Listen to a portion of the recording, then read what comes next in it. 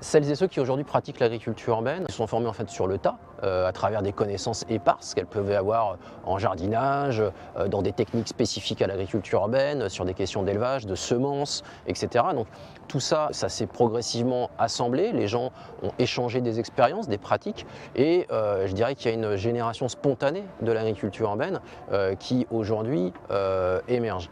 Et cette génération spontanée, à travers donc des collectifs comme Verger Urbain, comme Babylone, qui est donc à l'origine du toit sur lequel on se trouve, elle va donner sans doute naissance dans quelques années à une génération moins spontanée, plus professionnelle en tous les cas, à travers des formations qui vont se mettre en place, qui se mettent déjà en place, puisque la mairie de Paris, des structures comme l'école du Breuil, des structures comme l'AgroParisTech se mettent à développer des cursus en agriculture urbaine, parce que précisément aujourd'hui, il y a des gens qui ont acquis des techniques qui peuvent être développées sous forme de modules éducatifs.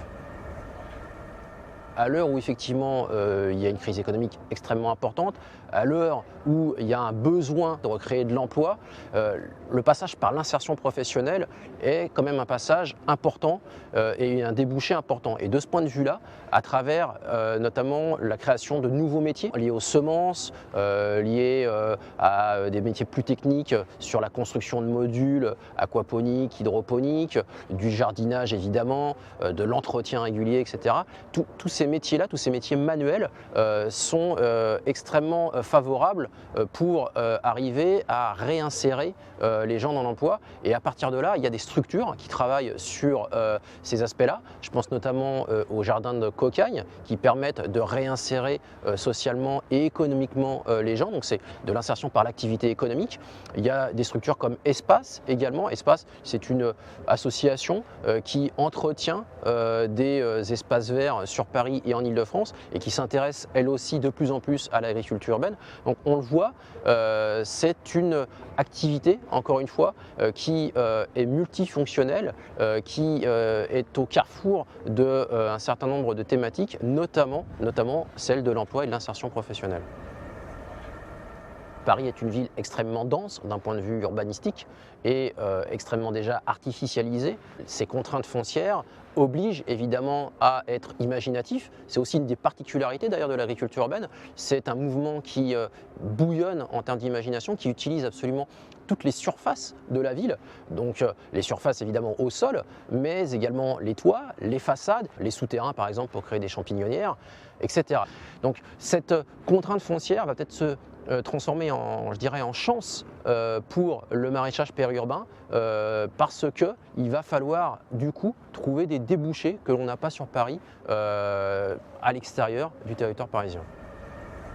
Sur un territoire plus large, au-delà du périurbain, donc sur un territoire qui, je dirais, est aujourd'hui dévolu aux grandes cultures, on peut aussi imaginer que l'on inverse ce mouvement, que l'on inverse le mouvement qui a démarré au milieu des années 50, cette agriculture intensive, et qu'on retrouve une forme d'agriculture à plus petite échelle qui privilégie du maraîchage.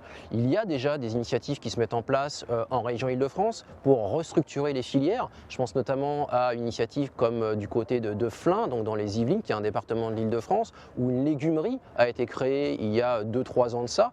Et cette légumerie vient en fin de compte structurer la filière des légumes en Île-de-France, entre la récolte d'un côté jusqu'au moment où les légumes se retrouvent dans l'assiette, il manquait un chaînon qui était précisément la transformation. Et la transformation de ces légumes est aujourd'hui faite dans cette légumerie à Flins et ça participe à ce mouvement, je dirais, de relocalisation de la production maraîchère et de la transformation. C'est important, c'est aussi la possibilité d'avoir des filières plus courtes, donc on est dans des circuits courts, donc on raisonne aussi en termes d'économie d'énergie et donc d'impact climatique.